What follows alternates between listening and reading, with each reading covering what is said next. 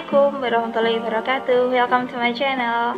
Saya Dia Milena Jovana dari kelas 3H Manajemen Fakultas Ekonomi Universitas Nusantara PGRI Kediri akan mempresentasikan tentang tugas mata kuliah Teknik Pengambilan Keputusan Manajemen, yaitu tentang pohon keputusan. Di sini saya akan membahas sedikit tentang materi pohon keputusan beserta contoh soal dan analisisnya. Pohon keputusan atau decision tree adalah suatu metode klasifikasi untuk pengambilan keputusan yang dilakukan dengan cara pemetaan mengenai alternatif-alternatif pemecahan masalah, memperlihatkan faktor-faktor probabilitas yang mempengaruhi alternatif-alternatif keputusan, dan disertai dengan estimasi hasil akhir yang akan didapat bila kita mengambil salah satu dari alternatif keputusan tersebut.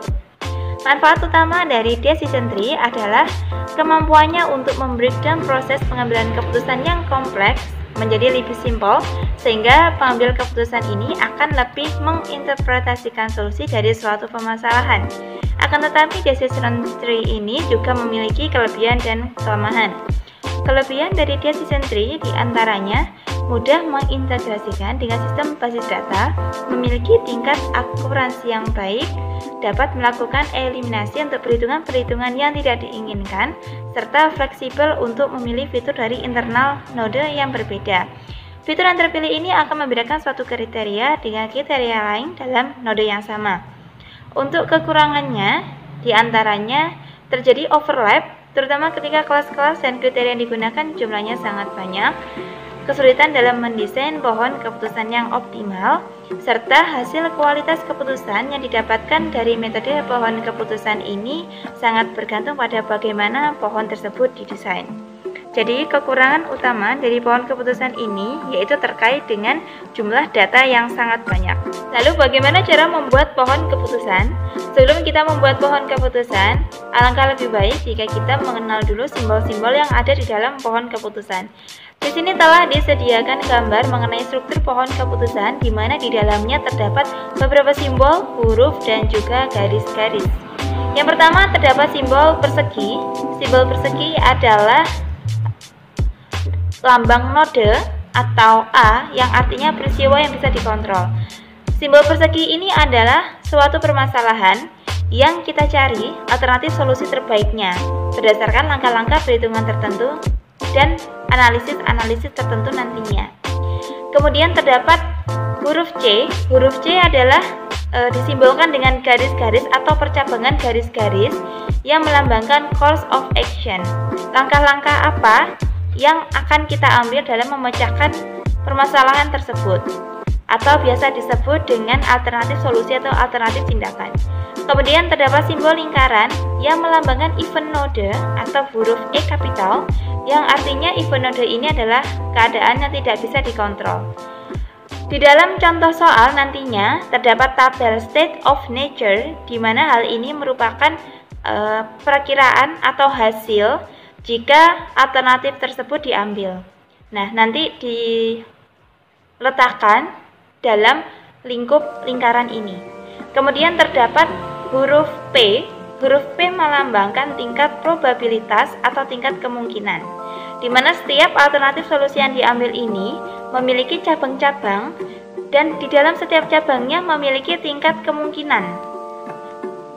P ini di dalam contoh kasus bisa berupa kemungkinan dapat atau tidak dapat, layak atau tidak layak, efektif atau tidak efektif, dan sebagainya. Kemudian terdapat huruf O yang melambangkan payoff. O adalah hasil dari perhitungan angka-angka probabilitas dengan gambaran hasil dari alternatif solusi yang akan diambil. Baik, di sini kita sudah mengarah ke contoh kasus, di mana permasalahan dalam kasus ini adalah langkah apa yang diambil agar perusahaan mendapatkan income yang lebih banyak daripada sebelumnya.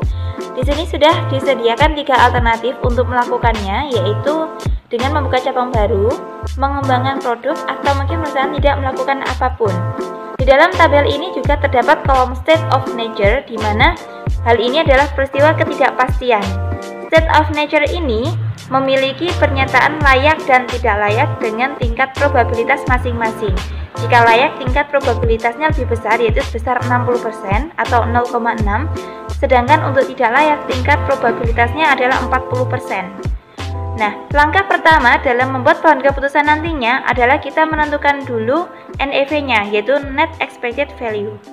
NEV ini dihitung dengan cara mengalikan jumlah atau nominal bila layak dengan tingkat probabilitas layak dan ditambahkan dengan jumlah tidak layak atau bilangan tidak layaknya ini dengan tingkat probabilitas tidak layak juga. Yaitu apabila saya ambil contoh, maka untuk baris pertama atau cabang baru, NEV-nya adalah biaya layak 70.000 dikalikan tingkat probabilitasnya 0,6 ditambahkan dengan bilangan tidak layak minus 10.000 dikalikan tingkat probabilitas 0,4, dan di sini menghasilkan angka 38.000 sebagai payoff-nya. Tujuan perhitungan NEV terlebih dahulu adalah kita menentukan dulu hasilnya atau payoff-nya sebelum kita gambarkan di dalam pohon keputusan. Dan kemudian kita lakukan seterusnya untuk mengembangkan produk dan juga tidak melakukan apa-apa.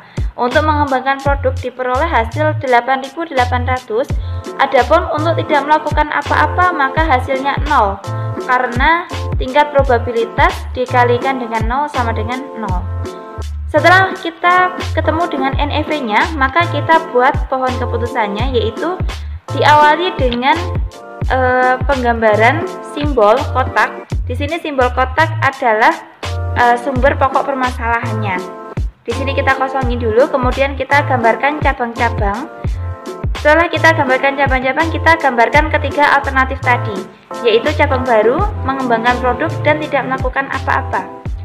Setelah kita tuliskan ketiga alternatif, kita cabangkan lagi dengan simbol lingkaran. Dan di dalam simbol lingkaran ini masing-masing kita cabang menjadi dua, di mana simbol lingkaran ini adalah gambaran dari state of nature, di mana tadi terdapat gambaran layak dan tidak layak. Nah, setelah jadi gambar layak dan tidak layak ini, kita tuliskan angka dari masing-masing alternatif. Kita mulai dengan angka layak dari cabang baru 70.000, tidak layak cabang baru minus 10.000, dan kita lanjutkan ke pengembangan produk layak 20.000 dan tidak layak minus 8.000. Nah, di samping tulisan layak dan tidak layak ini, kita tuliskan tingkat probabilitasnya, yaitu layak untuk layak 0,6% dan tidak layaknya 0,4%. Sedangkan untuk hasil NEV atau payoff-nya kita tuliskan di sebelah cabang alternatif, yaitu 38.000 di samping cabang baru.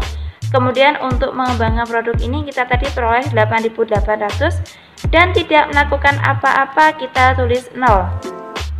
Dari diagram pohon keputusan ini dapat kita simpulkan bahwa perusahaan akan mengalami tingkat pendapatan profit paling banyak apabila perusahaan melakukan cabang baru, yaitu payoff sebesar 38.000.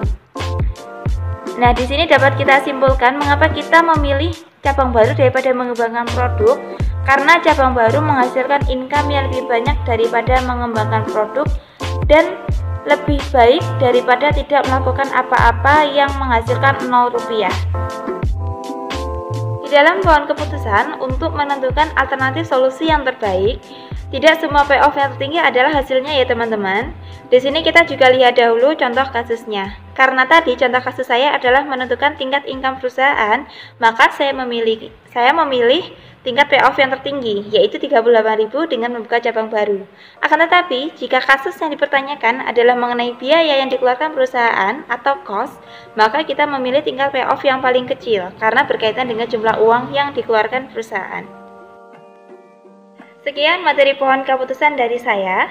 Bila teman-teman ingin belajar tentang materi pohon keputusan, teknik pengambilan keputusan manajemen, atau mungkin ingin belajar ilmu-ilmu manajemen lainnya secara lebih luas dan mendalam, ayo bergabung ke Prodi Manajemen Universitas Nusantara PGRI Kediri.